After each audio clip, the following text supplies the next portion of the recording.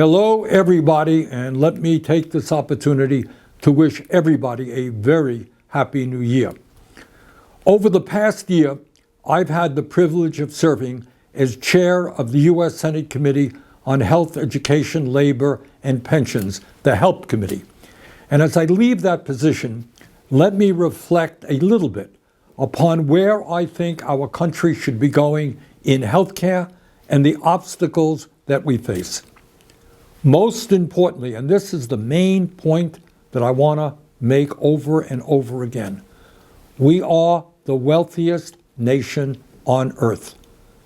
There is no rational reason as the wealthiest nation on earth as to why we should not be the healthiest nation on earth. We should be leading the world in terms of life expectancy, disease prevention, low infant and maternal mortality, quality of life, and in fact, human happiness. That's what happens when you're the wealthiest country on earth. You could do those things. Sadly, however, study after study shows us that despite spending almost twice as much per capita on healthcare, we trail most other wealthy nations in all of those areas. If we're going to reform our broken and dysfunctional healthcare system, and if we're going to, quote unquote, make America healthy again, the following is just some of what we must do. Medicare for all.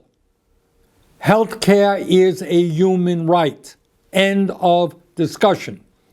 The function of a rational healthcare system is to guarantee quality healthcare to all, not huge profits for the insurance company. The United States cannot continue to be the only wealthy nation that does not provide universal healthcare.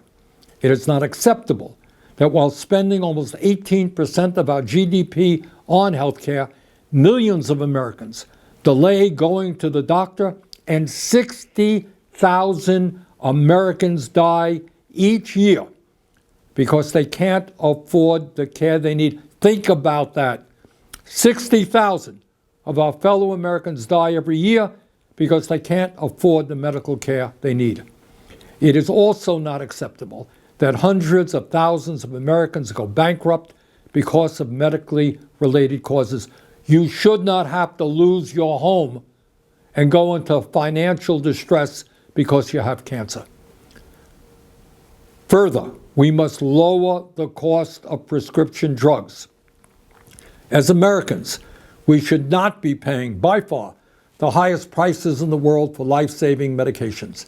It is absurd that while the pharmaceutical industry enjoys huge profits and benefits from U.S. taxpayer research, 1 out of 4 Americans cannot afford to purchase the prescription drugs their doctors prescribe, and we sometimes pay as much as 10 times more for the same exact drug that is sold to people in other countries.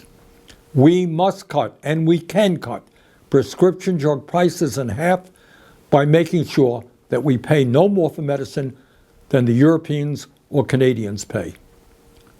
Paid family and medical leave. Workers should not have to go to work when they are sick. Doesn't seem like a terribly radical idea to me.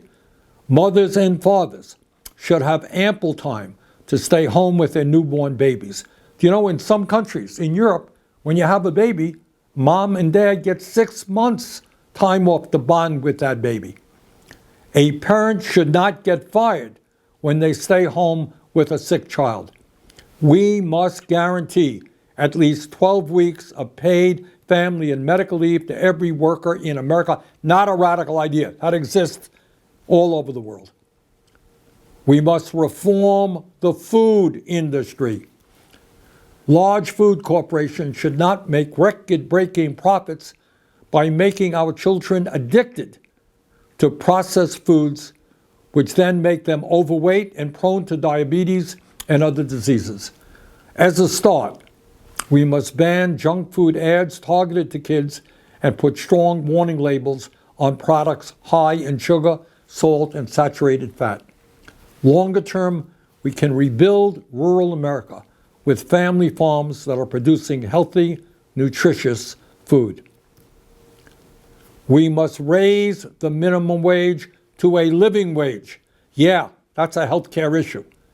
Millions of workers should not have to worry about how they'll pay the rent or buy food for their kids.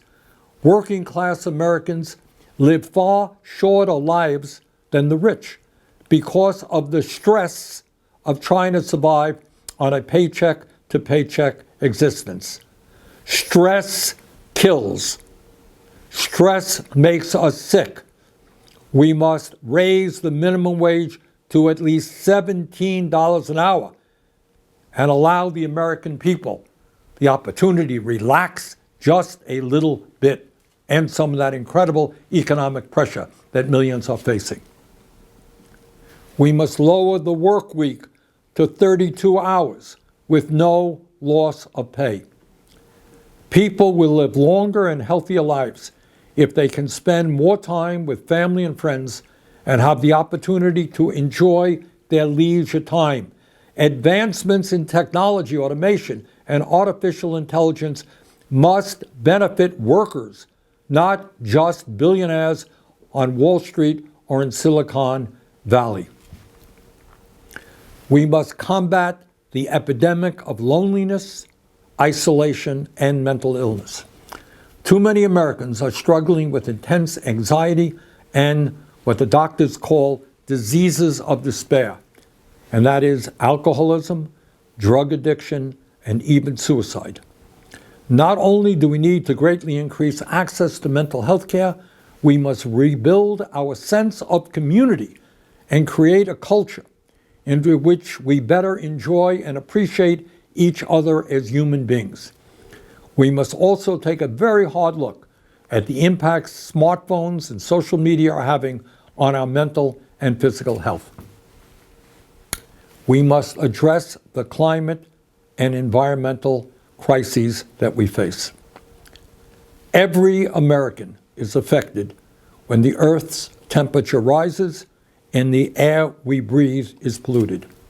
Climate crisis and extreme weather disturbances will cause more widespread suffering and disease, economic disruptions, and population dislocation.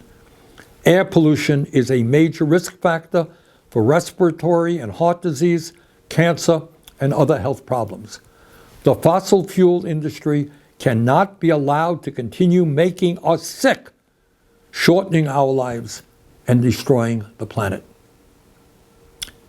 We must create a high-quality public educational system. Lifelong education is a human right and should be obtainable for all in a wealthy nation like ours. Health, life expectancy, and economic well-being are often tied to educational attainment.